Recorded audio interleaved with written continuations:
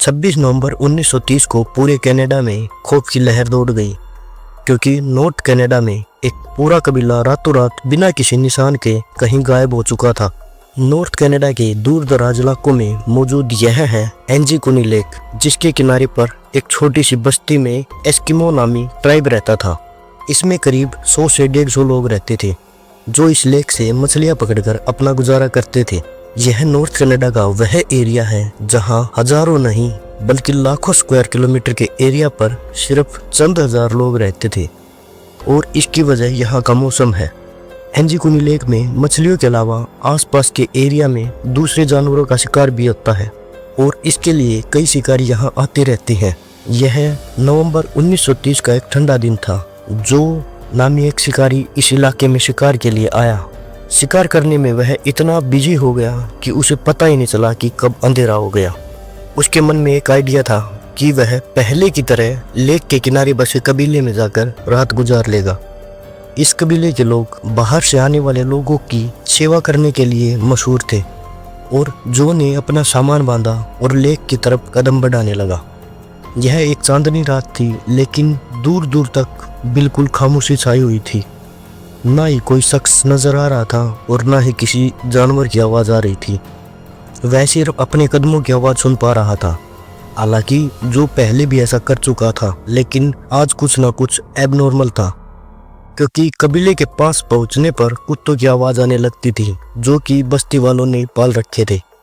लेकिन आज के दिन बस्ती के करीब पहुंचने पर भी सिर्फ वीरानी और सन्नाटा था। उसको लग रहा था कि शायद गांव वाले सो रहे हैं या फिर कहीं गए हुए हैं।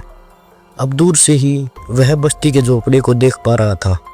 फाइनली जब वह बस्ती में दाखिल हुआ तो वह यह सब देखकर हैरान रह गया कि यहाँ पर ना कोई इंसान है और ना ही कोई जानवर।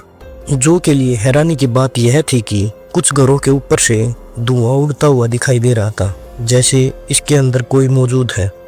वह रैंडम एक झोपड़े में गया, लेकिन वहाँ भी कोई मौजूद नहीं था, और ऐसा ही हाल सारे झोपड़ों का था। शायद जो यह सारा मंजर देख अनदेखा करके वहाँ से चला जाता, लेकिन एक चीज़ ऐसी थी जिसने जो को और ज़्यादा परेशानी में डाल दिया। कुछ घरों में खाना पकाने वाले बर्तन चूल्हे के ऊपर रखे हुए थे, लेकिन उनमें खाना जल चुका था, और यह सब देखकर मालूम हो रहा था कि शायद बस्ती के लोग अचानक ही यहाँ से गए हैं। जो ने पूरी बस्ती की तलाशी लेना शुरू कर दी।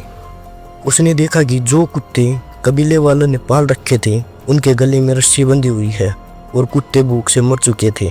एक जगह पर उसको एक कब्र खुदी हुई दिखाई दी। इस कब्र को देखकर ऐसा मालूम हो रहा था कि इसको खोदे हुए ज़्यादा टाइम नहीं हुआ है। यह सब देखकर जो घबरा गया। जो जल्द से जल्द करीबी टेलीग्राफ ऑफिस पहुंच गया। वहां से उसने रॉयल कैनेडियन माउंटेन पुलिस के कैंप्स पर कांटेक्ट किया।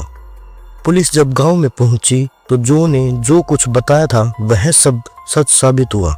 पुलिस को शक हुआ कि शायद यहाँ किसी ने हमला किया है और बस्ती के सारे लोगों को मार दिया है।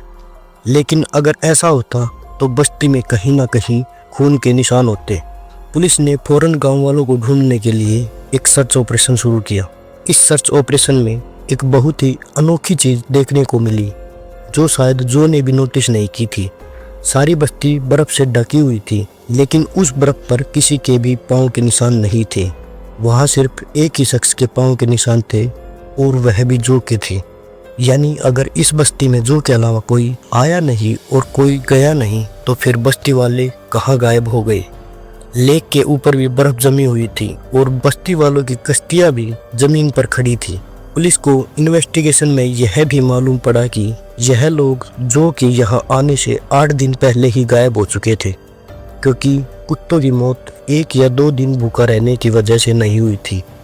और घरों से निकलने वाला धुआं वह धुआं था जो लकड़ियाँ बुझ जाने के बाद भी काफ़ी देर तक निकलता रहता है। पुलिस वालों के सामने ढेर सारे सवाल थे, लेकिन जवाब एक भी नहीं था।